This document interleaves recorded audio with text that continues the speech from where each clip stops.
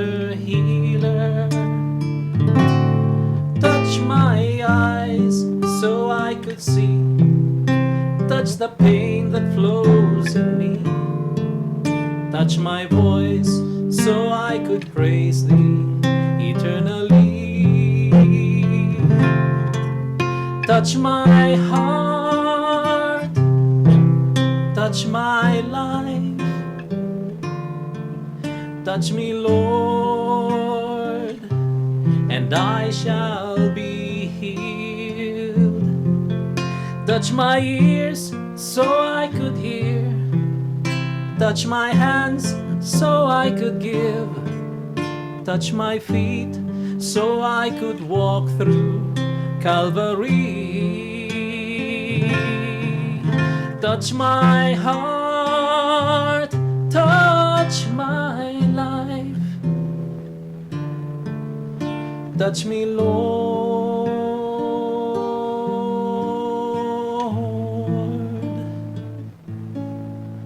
and I shall be healed.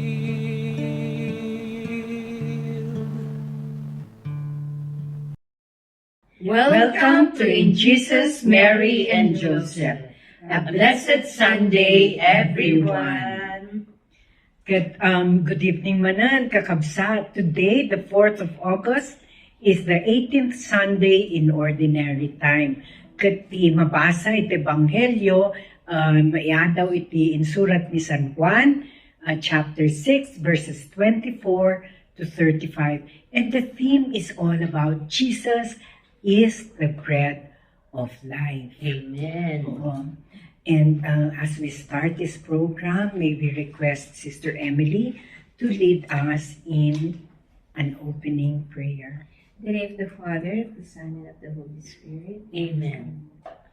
Lord, thank you manan iti daytoy nga rabii nga kami nag-uumong tamang kasakit ma-share me mat iti experiences me about Jesus, the bread of life. And yes, Lord, we truly believe that Jesus is truly present,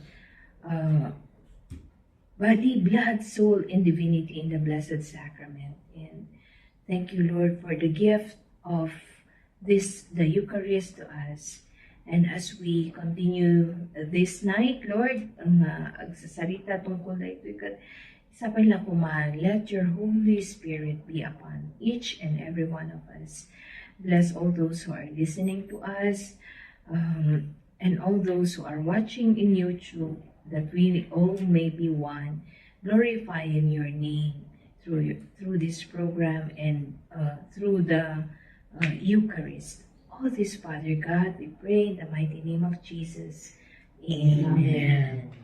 You know, we have a God na pagka tayo humarap sa Kanya, di ba, tayong lahat namamangha, we are in awe. And so we sing this song.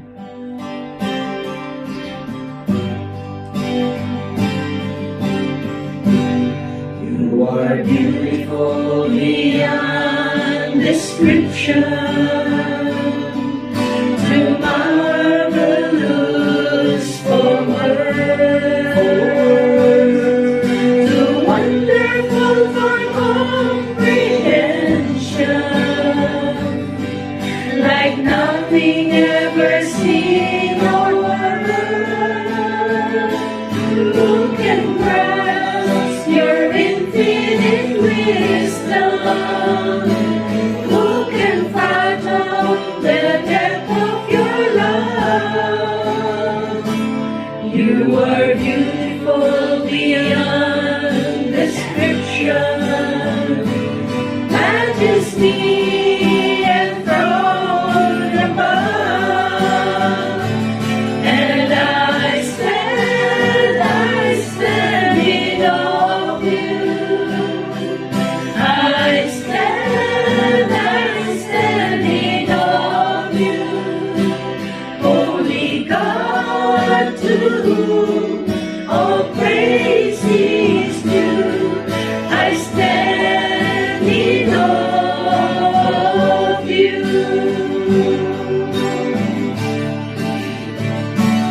You are beautiful description,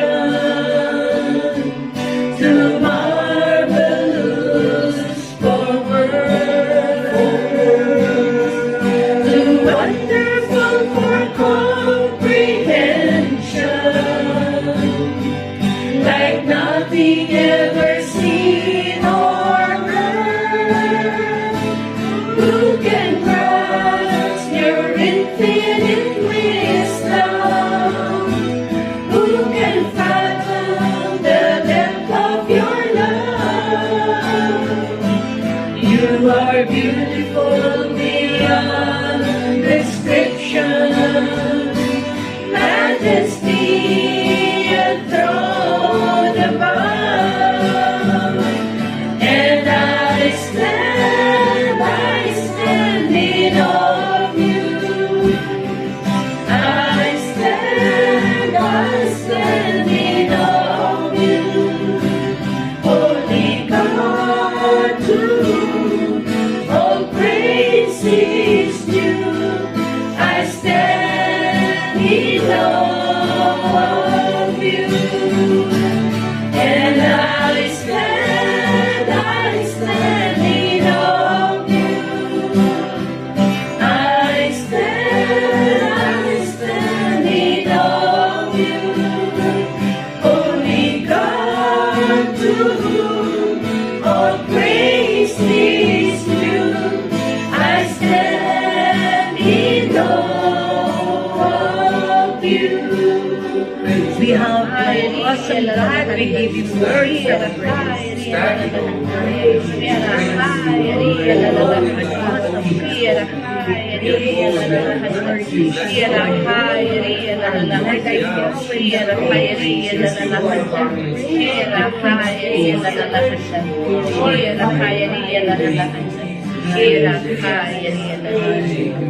Hallelujah. Praise you, Lord. Hallelujah.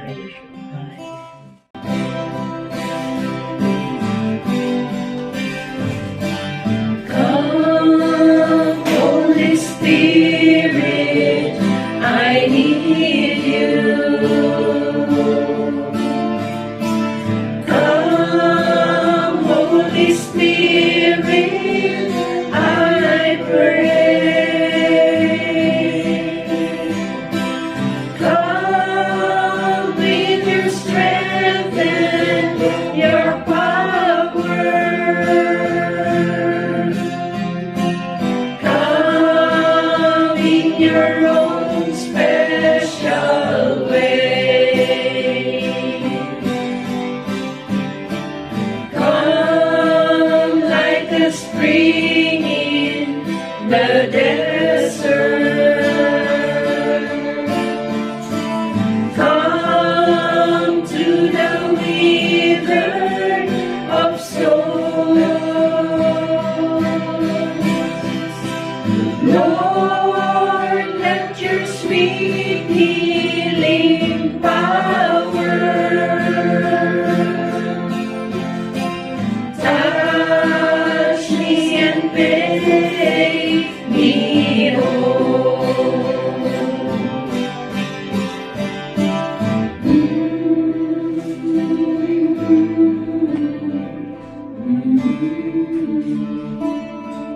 Lord God, we ask you once again, send forth your Holy Spirit to animate each one of us. Fill us with your presence, inspire our minds, make us sensitive and docile to your promptings, that as we have this hearing about Jesus, the bread of life, may we be able to impart to our brothers and sisters who are listening right now, who are watching right now, the indispensable grace that we receive every time we receive Jesus in the Eucharist. Make us Eucharistic people, O Lord.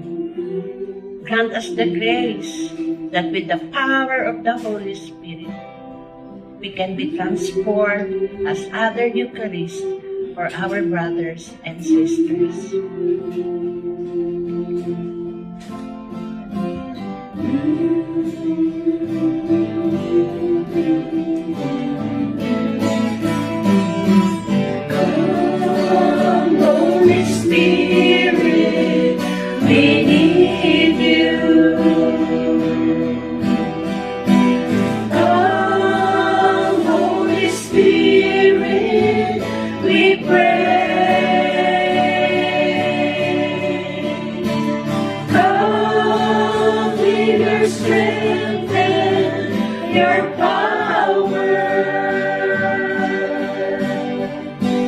Come in your own special way. Come like a spring in the desert. Come to the winner of souls. Lord, let your sweet power touch us and make us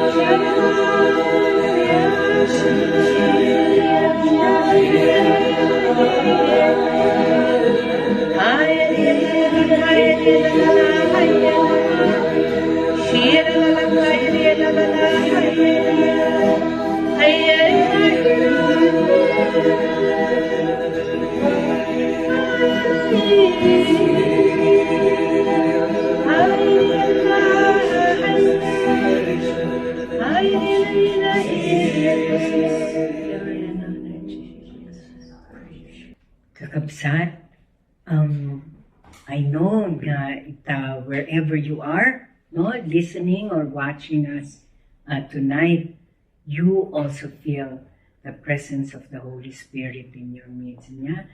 Amok nga at nararamdaman niyo siya diyan sa kung saan man kayo naroroon. Today, like I said, is the 18th Sunday in Ordinary Time, 4th of August. And the mabasa kat in Surat ni San Juan, chapter 6, verses 24 to 35. The tema na Jesus is the bread of life. Katinggan tayo man, dito'y mabasa in English with Sister Mercy. A proclamation from the Holy Gospel according to St. John. When the crowd saw that neither Jesus nor his disciples were there, they themselves got into boats and came to Capernaum looking for Jesus. And when they found him across the sea, they said to him, Rabbi, when did you get here? Jesus answered them and said, Amen, amen, I say to you, you are looking for me not because you saw signs, but because you ate the loaves and were filled. Do not work for food that perishes, but for the food that endures for eternal life, which the Son of Man will give you. For on him the Father God has set his seal. So they said to him, What can we do to accomplish the works of God? Jesus answered and said to them, This is the work of God, that you believe in the one he sent. So they said to him, What sign can you do that we may see and believe in you? What can you do? Our ancestors ate manna in the desert, as it is written, He gave them bread from heaven to eat. So Jesus said to them, Amen, amen, I say to you, it was not Moses who gave the bread from heaven. My Father gives you the true bread from heaven. For the bread of God is that which comes down from heaven and gives life to the world. So they said to him, Sir, give us this bread always. Jesus said to them, I am the bread of life. Whoever comes to me will never hunger, and whoever believes in me will never thirst. The Gospel of the Lord. Praise to you, Lord Jesus Christ. Thank you, Sister Mercy. Pakinggan naman natin ngayon sa Tagalog with Sister Chit. Ang mabuting balita ng Panginoon ayon kay San Juan. Kaya't nang makita nilang wala roon si Jesus at ang kanyang mga alagad, sila'y sumakay na sa bangka at pumunta sa Capernaum upang hanapin si Jesus. Nang makita nila si Jesus sa ibayo ng lawa, siya'y tinanong nila, "Guro, kailan pa kayo rito?" Sumagot si Jesus, "Totoo ang sinasabi ko ito. Hinaharap niyo ako, hindi dahil sa mga himalang nakita ninyo, kundi dahil sa nakakain kayo ng tinapay at nabusog. Huwag ang pagkain nasisira ang inyong pagsikapang makamtan, kundi ang pagkain hindi nasisira na nagbibigay ng buhay na walang hanggan. Iyan ang ibibigay ko sa inyo, mga anak na tao. Sapagkat ipinakita ng Diyos Ama na siya ang may ganitong karapatan." Kaya't siya ay tinanong nila, "Ano po ang dapat naming gawin upang aming matupad ang pinapagawa ng Diyos?" Ito ang pinapagawa ng Diyos sa inyo. Sumampalataya kayo na sinugo niya, tugon ni Jesus. "Ano pong himala ang maipapakita niyo sa amin upang sumampalataya kami sa inyo? Ano po ang inyong gagawin? Ang aming mga ninuno ay kumain ng mana sa ilang ayon sa nasusulat. Sila ay binigyan niya ng tinapay na galing sa langit," sabi nila. Sumagot si Jesus, "Pakatandaan niyo, hindi si Moises ang nagbigay sa inyo ng tinapay na galing sa langit. Ang aking Ama ang nagbigay sa inyo ng tunay na tinapay na galing sa langit. Sapagkat ang tinapay na galing sa Diyos ay ang bumaba mula sa langit at nagbibigay buhay sa sangkatauhan." Sumagot sila, "Ginoo, bigyan niyo po kami ng lagi ng tinapay na ito." Sinabi ni Jesus, "Ako ang tinapay ng buhay. Ang lumalapit sa akin ay hindi na magugutom kailanman. At ang sumasampalataya sa akin ay hindi na mauuhaw kailanman." Ang mabuting balita ng Panginoon. Pinupuri ka namin, Panginoong Heso Kristo. Katinggan tayo man, iti Ilocano. Thank you pala, Sister Chip. Sister Emily. Ito'y sumaganad na adaw tinasantuan nga Ebanghelyo kas insurat ni San Juan. Ngem idi makita dagiti tao nga awan sadyay ni Jesus, wenno dagiti adalan na, naglugan da kadagiti bangka, anang sapol kankwana, iti Capernaum. Idi masarakan dagiti tao nga adda ni Jesus ijay balasiw, tidanaw, kinunada kenkwana. "Maestro, kaano tiyaay mo ditoy? Ibagap kada kayo tipudno. Sapsapulan dak, gaputa, nangankay iti tinapay, ket nabsug kayo. Saan agaputa nakita yo, dagiti nakaskas daaw nga aramid ko?" Insungbat ni Jesus, "Di kay agbannog gapu iti taraon ang madadaen. Agbannog kayo ket di gapu iti taraon, nga agpaot iti biyag nga agnanayon. Daytoy ti taraon nga ited ko kada kayo, ti anak ti tao. Ta ited ti Diyos Ama kenkwana, tiyaan mong na." Iti kasta, sinaludsod da kenkwana, "Anya ti aramidan mi tapno matungpal mi dagiti paaramid ti Diyos. Daytoy ti kaya ti Diyos nga aramidan niyo. Patyan niyo ti imbaon na," insungbat ni Jesus.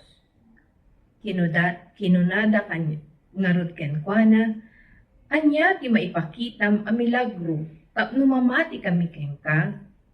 Anya ti aramidem? Nangan dagiti kapuunan niyo iti mana ijaylet ang kas na ilanad tinasantuan a surat. Inikkan na ida ti tinapay, akanenda ang nagkapu sa dilangit."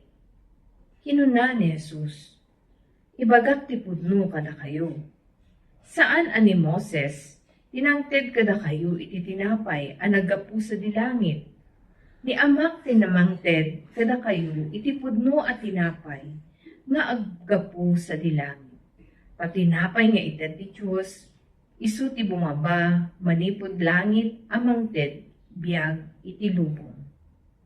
"Apo," kinunada kenkwana, Ikan na kami man, akanayon iti kasta at tinapay. Kinuna ni Jesus kadakwada, siya ti tinapay ti biyag, ti umay kanyak din tumabisinan, ket ti mamati kanyak din tu mawaw. Ti Ebanghelyo ti Apo. Dayaw ti may paay ken ka, O Kristo. Ang lalim. Yeah, very deep teaching. Oo, na yung pagkasabi doon, kas lang nga forerunner, jay nangyari idi with Moses in the Old Testament when God sent from heaven manna for all of them because they were hungry, they were complaining. Nung kunanan ni Jesus na ikat, di ba? At dati, umay, itagpi apo nga, and this is Him, Jesus, and He said nga na He is the bread of life. The people, they followed Him because they ate 500 loaves of bread. 5,000. 5,000. Yeah. Oh, no, they were, the last week, sumursurot na lang sa mabisindan no, na they did not have to do anything. They just follow Him, they are fed. But that is the worldly food. What Jesus is saying, don't bother about food here. Bother about food that will take you to heaven and will give you eternal life. So, our community is Eucharistic, Right. and with pride ba or with humility and everything. How will I describe it? Na our community is very well known for yung we really commit ourselves to adoration and the Blessed Sacrament and to daily Mass where we receive Christ, the bread Himself. No, other denominations, they do not have what we have. No? May I ask Sister Mercy to start us in conversation about Jesus being the bread of life. What you said is, it's both pride and humility. Pride because the Lord is so good that He gifted us this spirituality, and Brother Paul is so enamored with the Eucharist that every day he always tells the importance of going to Mass, and after the Mass is the adoration. So it's pride, kasi it is a gift from the Lord, part of ours, but humility because it's so demanding. It's humbling because it is asked of us, and most of the time, we fail. Di ba? It's true naman, but it doesn't stop there. We struggle, but the point is, we are trying our best naman to be more Eucharistic every time we adore. It's not for us na, when we adore, it's not for us. We are there as reparators, di ba? Yun nga. We pray for the priest, we pray for those who do not know how to pray, those who are committing indifference, sacrilege. Mabigat nga yung role natin. But me, I find joy. Why? Because imagine, you are face to face with Jesus. You don't even need to say anything when you are in the blood. He looks at you, I look at him. Parang, sabi nga ng Psalms, one day within your courts is better than 1,000 elsewhere. And 1 hour is not enough even. Imagine just looking at him. Sabi ko nga, if you are a guest in a palace of the king will order his people sit there in the sala. Oh. But if you're close to the king will call you, come here to my bedroom. Oh, Come to the dining table. Come to the dining Sorry. Come to the dining. Ibig sabihin, there is a level of relationship. And when we go to adoration, wow, you're face to face. You don't need even to ask permission nga, pwede ho ba akong lumapit sa king? O merong cordon sanitaire na hanggang dyan ka lang? Imagine. Me, I'm so, sabi ko nga, Lord, thank you for calling us. We cannot fathom why you want us to adore you.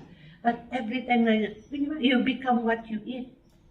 Ang hirap kaya maging Kristo. Kaya you becoming a Eucharist, allowing yourself to be broken for the sake of the others. Literally, you have to be broken.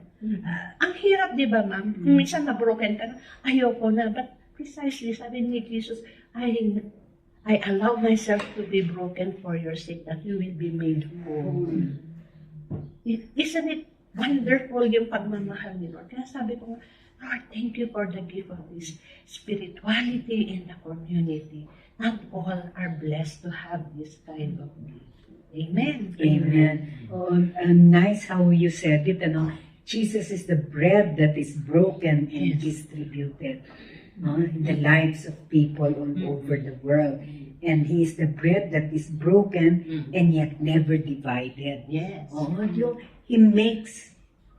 He is whole, and so He makes all of us whole again. Yes. He is the bread that is eaten and yet never exhausted. Hindi siya nauubos. Ang presensya niya hindi nauubos. He is the bread that consecrates those who believe in Him and receive Him, both in Holy Communion and in adoration. Di nga maawatan ti daduma kanya tayo, yun? Right. Oo. In every visit nga to the adoration room or in every mass, it is actually a privilege for each one of us. Hindi siya talagang gift, hindi yung gusto mo lang, hindi pag nandun ka, privilege yun na ibigay sa'yo, no? Kaya praise God for this faith or for this gift that God has given us. Because we live a few minutes away from the center of the city. We live in the Republic of Tuva. Anyway, adangay ti kumbento ti Mama Drejay o SIHM. So, if we are unable to come here, we ask the nuns, si Sister Bambi, kanyang kasi siya nandun, na paki-expose. Alam niyo sila nagtataka na yung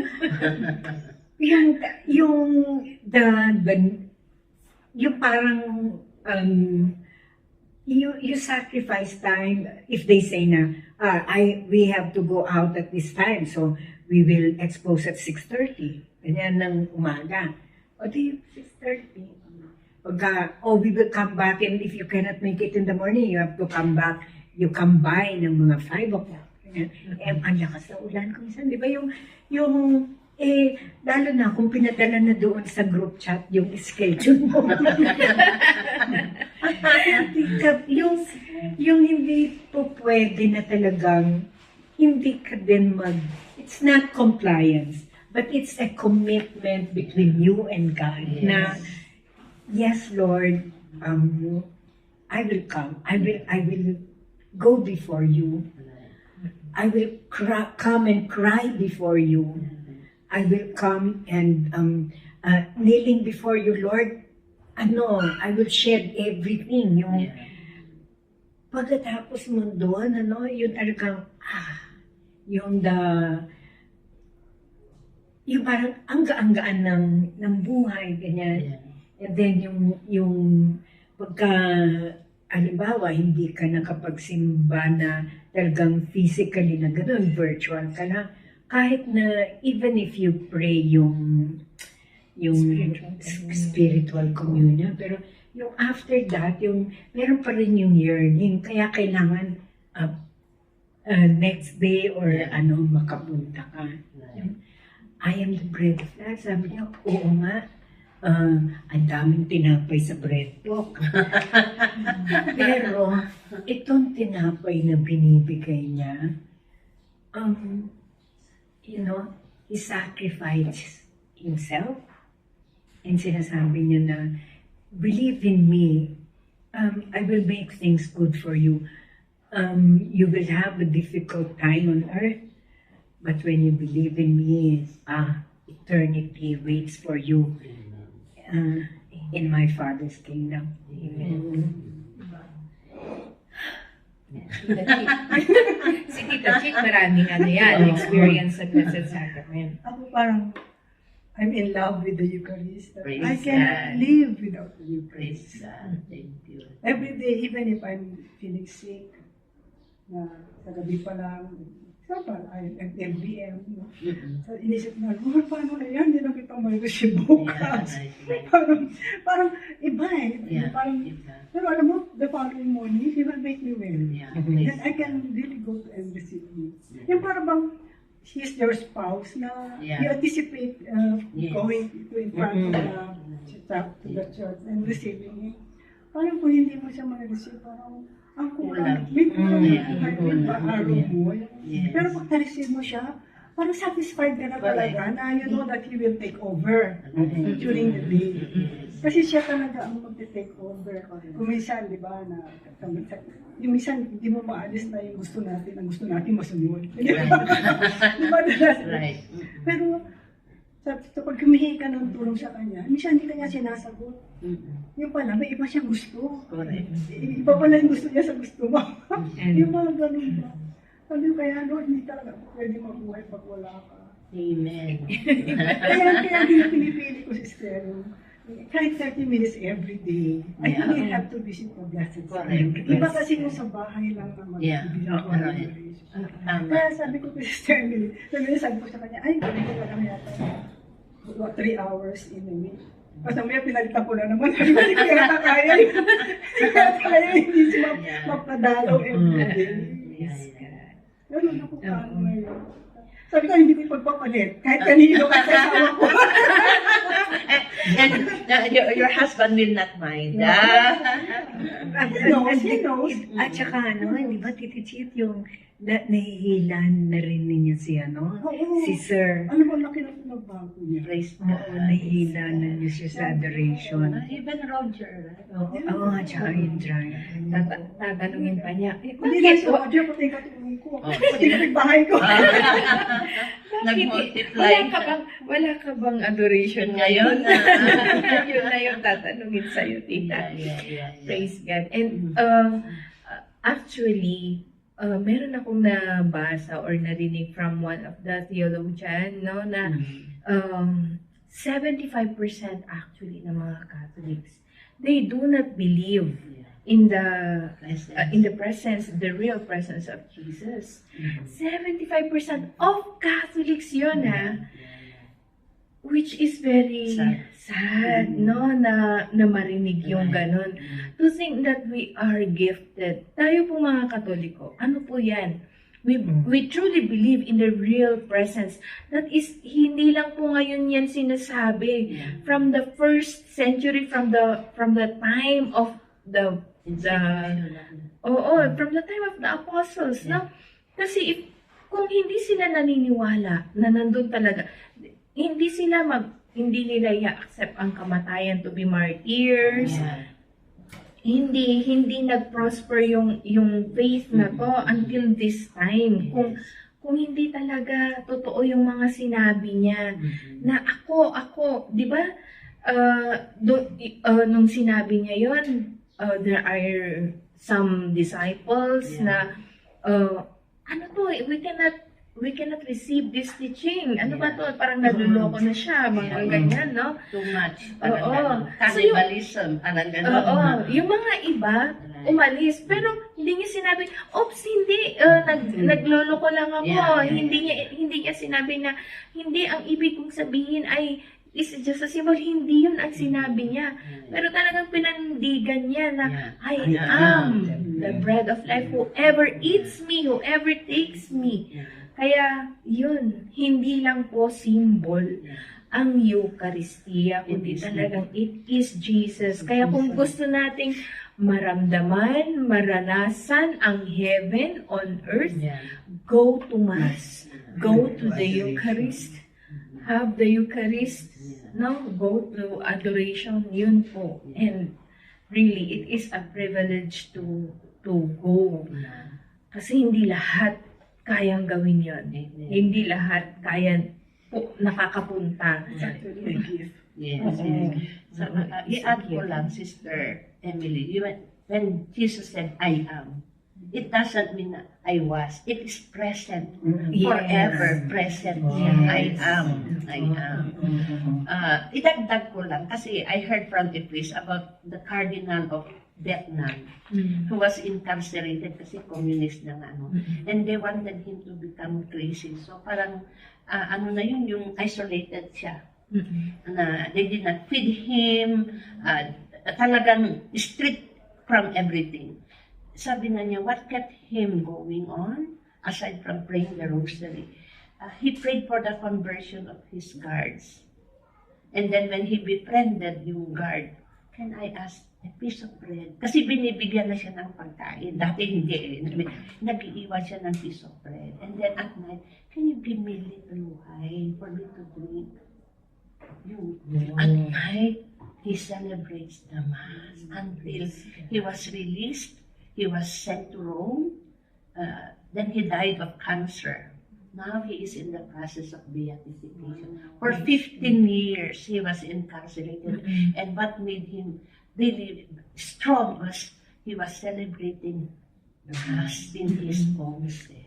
Oo, meron din akong nabasa na isa pang saint na, di ba, hindi siya makatake ng any food. Yes. And for how many years? Yeah. Eucharist lang ang kanyang kinakain. Yun lang ang nag-sustain sa kanya. Another one, ito si Blessed Carlo Acutis, the new millennial. He will be canonized, I think, this September. At the age of 7, sabi niya sa nanay niya, I want to spend time with Jesus in the blessed. Imagine, 7 years old, if he is not given sanctifying grace to realize who is in the Blessed Sacrament. Nobody would dare at the age of 7, but he spent time. Kaya nga sabi niya, receiving the Lord is his fast track going to heaven, di ba? O namatay lang siya having flu, hindi na nagumaling. He died 2006 at the age of 15. Yes, yes, ma'am. Kaya nga, sneakers pa nga yung suit niya, di ba? Talagang, although he was a son of a rich man, kasi businessman ang tatay niya, and the mom is Italian. So, I mean, yung pagkabuhay ng Eucharist sa kanya, he really lived it too. He was another Christ. Kasi I read his life, that when, you know, how simple he was, that, you know, you are well-to-do. When the mom buys him shoes, sabi niya, why do you have to buy me 2 pairs? I only need 1. Pamimigay niya. Yung purity of heart of a 7-year-old, when they watch TV, you know what the mom said? When there is advertisement that is not maganda sa mata, he covers his eyes. And when he has friends or whoever is along the road who gets sick, he brings them to their house. And he attends to them. After sanang gumaling na yung tao, no, pabayaan mo na, you give him money for his meal. Know what he does? He brings that person to their residence and give him money. Imagine the wisdom that he gets from adoring the Lord every day. At saka yung conversion niya actually is, conversion ng mother niya is through his faith. Right, right. Kaya meron din ako napanood na isang priest, ang sabi niya, kung gusto mong magbago yung anak mo, spend time in the Eucharist, in adoration. Kasi yun yung, kanino mo pa ba isusumbong kundi kay Lord? Correct. Direct, no? Nandun siya. And He is truly there. Yeah. Minsan, hindi natin nakikita, no, sa adoration. Kaya nga, meron pa yung, di ba, meron yung, that was the Christmas. Christmas dito sa Baguio, di ba? Nung nagmas yung bishop, sino naman ba yung yung bishop na yun, sabi niya, lahat dapat ng mga, sana yung lahat ng mga parishes may adoration chapel. Yung mga kwarto ng mga pari, dapat meron silang parang tabernacle doon na, the importance of the Eucharist talaga, lalo na this time, this hindi mo maintindihan itong world natin ngayon, no?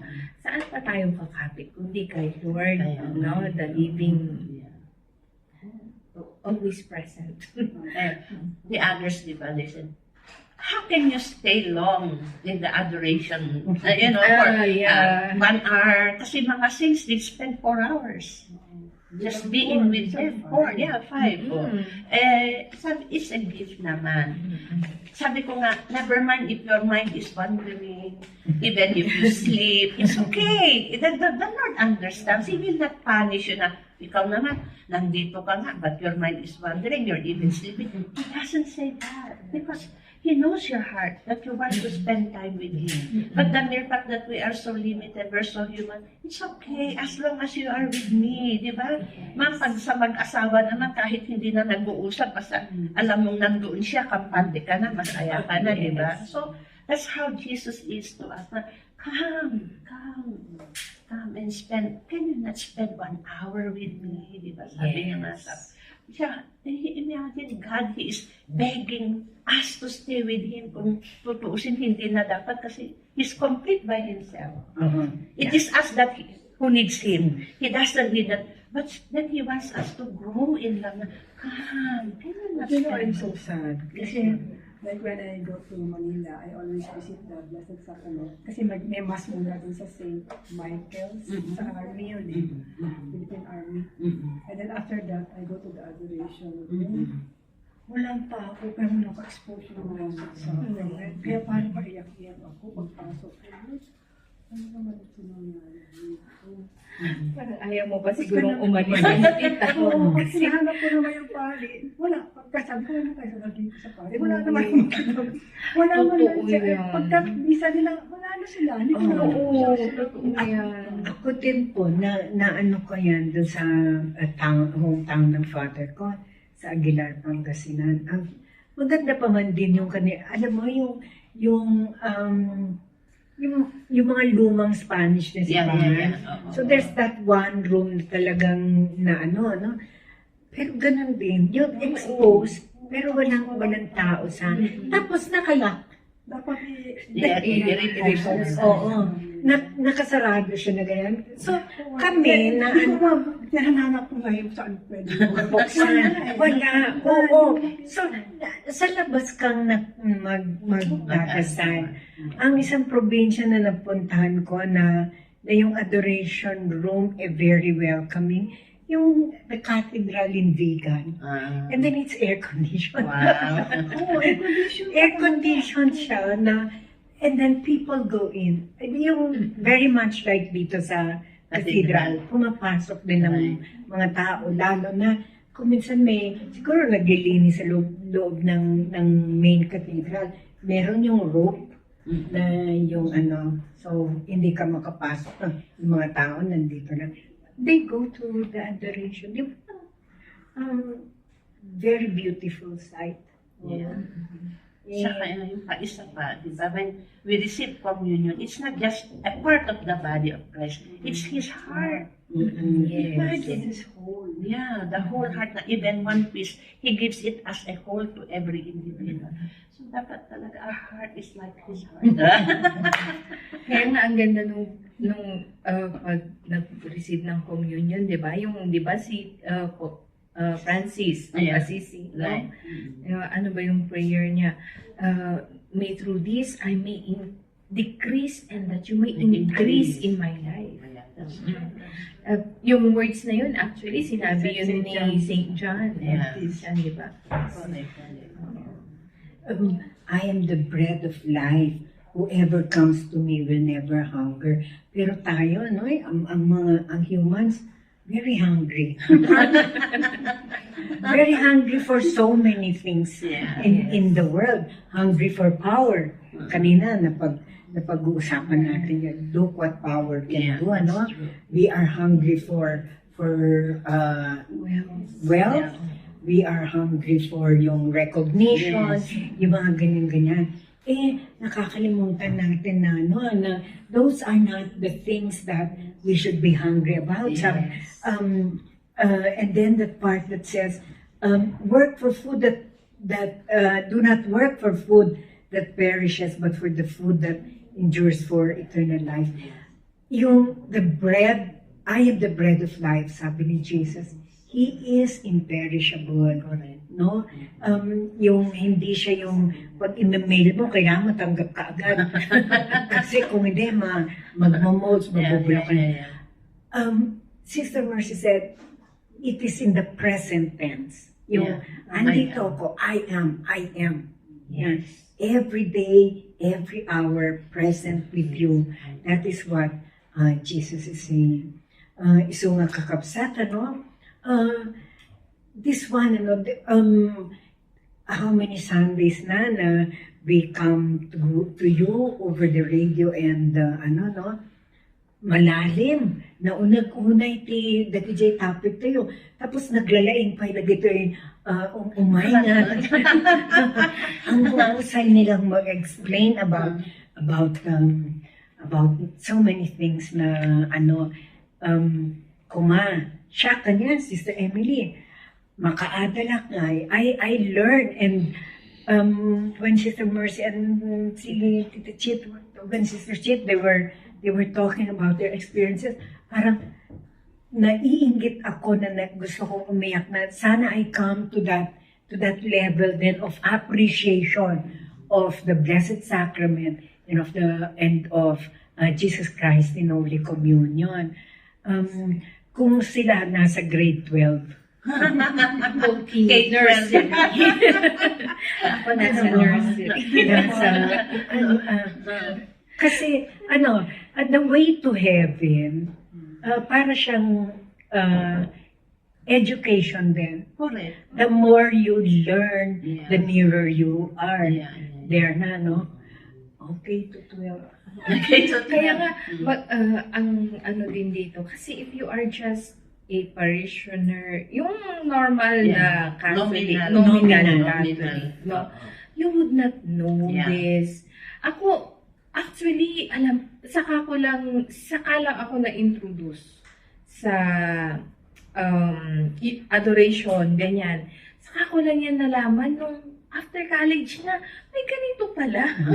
Yung ganon, no? Yeah. I never experienced it na mag-adore or siguro, yung isang sinabi nga ng isang philosopher, nagkamali, ang laki ng kamali ng atin. Hindi lang kami, si Bishop Baron sabi niya, hindi lang mga katikista, sabi niya, bishops and priests, ang laki ng pagkakamali nila.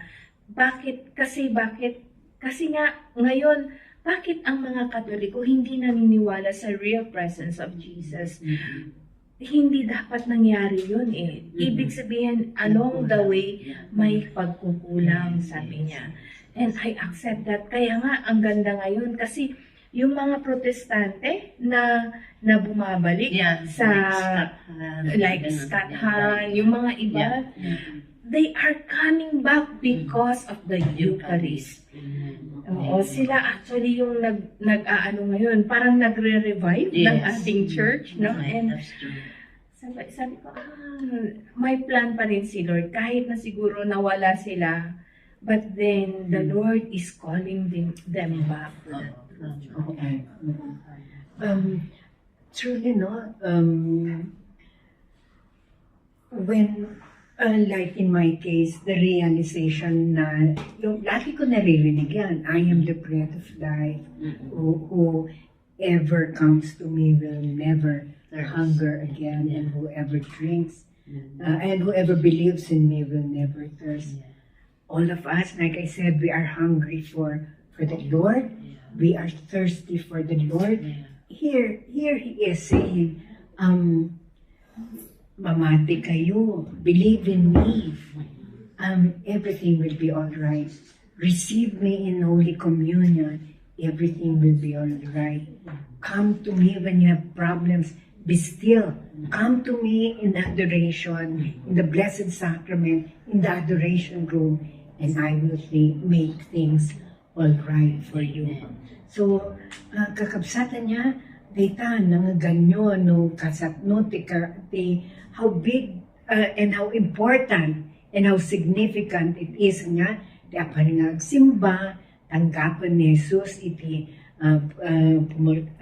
communion, and then also masursuruan tayo kumamat di mapanti adoration room. No, awan ti adoration room dita ayan yung tugaw kayo dita na samo ti altar ita tabernacle dita simbahan because the silang that they live on always.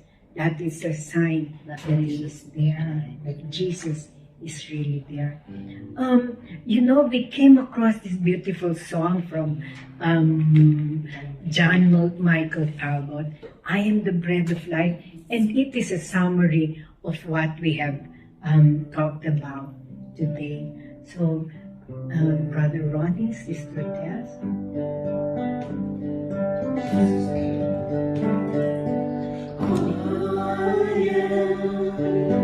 The bread of life, oh, it is bread, will never die. I am God's love revealed. I am broken, that you might be healed.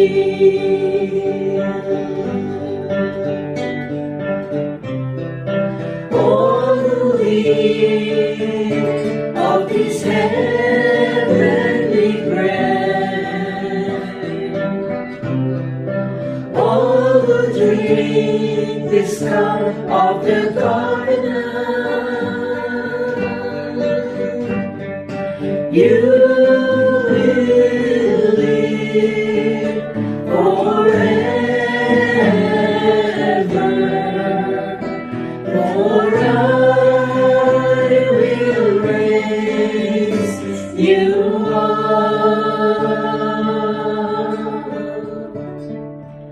I am the bread of life. All who eat this bread will never die.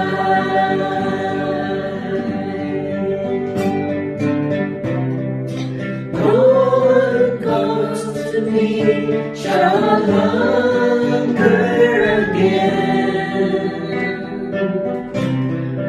No one who believes shall ever thirst. All the Father draws shall come to me, and I shall give them rest. I am the bread of life. All who eat this bread will never die. I am God's love revealed. I am broken, that you might be healed.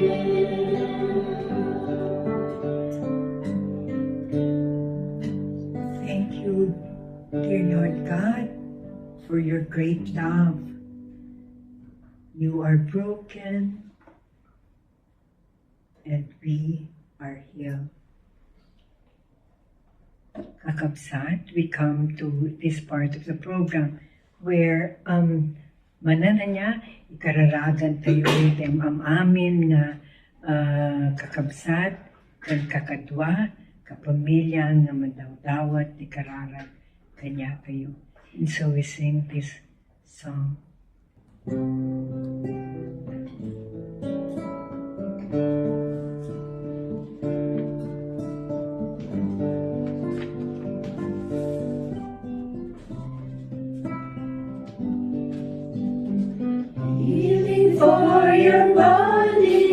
your mind. That is what in Jesus you will find.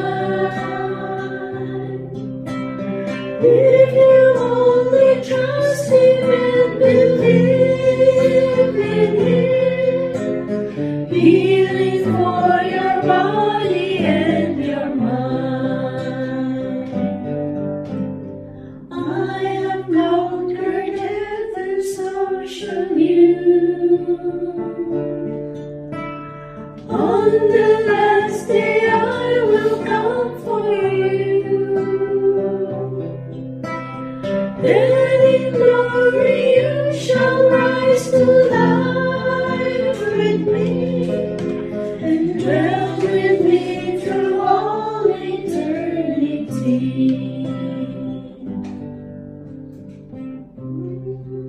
Dear Lord, you have given us the promise of healing and restoration to whoever believes, knows, serves, and praises you. We thank you for you have never gone against your word. Lord, we know the many miracles that you continue to perform for our fellow faithful brothers and sisters. Again, Lord, we come to you humbly today, in utmost reverence to beg you, Lord, for the favor of healing for everyone in our prayer list, those whose names are prayed for in the daily intercessory prayers of the community, for our family members, for friends, and for all those listening to our radio program or watching this program on YouTube. Lord God, we believe in your healing power through faith and prayer, and therefore we beg you, Lord, to start your mighty healing work in the life of everyone we are praying for. Lord, please bring your healing power of body, mind, and spirit, and restore every one of them to full health and strength. Lord, we also ask you to bring comfort and peace to those who take care of them, and give them the strength and wisdom to support those they care for in the best way possible. Lord, we trust in your goodness and faithfulness, and we believe that you are already at work in their lives, bringing healing and restoration. We give you all the praise and honor. In Jesus' name, amen. I have conquered death and so shall you. On the last day I will come for you. Then in glory you shall rise to life with me, and dwell with me through all eternity. Jesus, Mary, and Joseph, I give you my heart and my soul. Jesus, Mary, and Joseph, Assist me in my last agony. Jesus, Mary, and Joseph, May I breathe forth my soul in peace with you. Amen. glory be to the Father, and to the Son, and to the Holy Spirit, As it was in the beginning, is now, and ever shall be, world without end. Amen. Father, Son, the Holy Spirit. Amen. Thank you, Kakabsat, for staying with us in another wonderful hour listening to God's Word. See you again.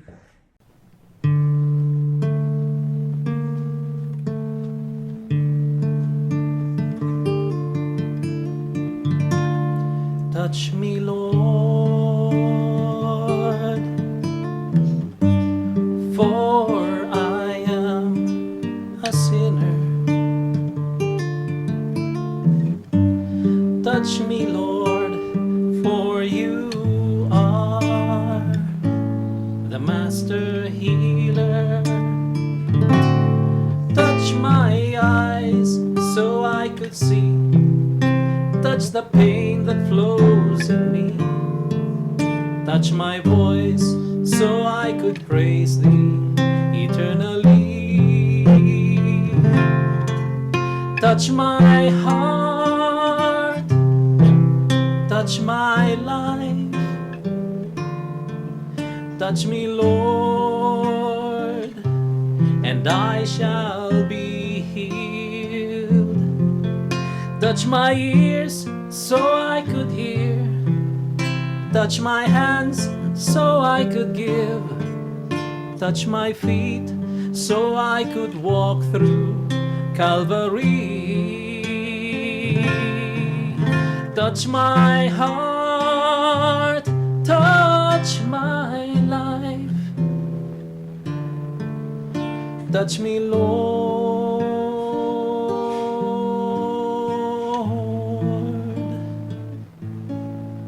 and I shall be healed.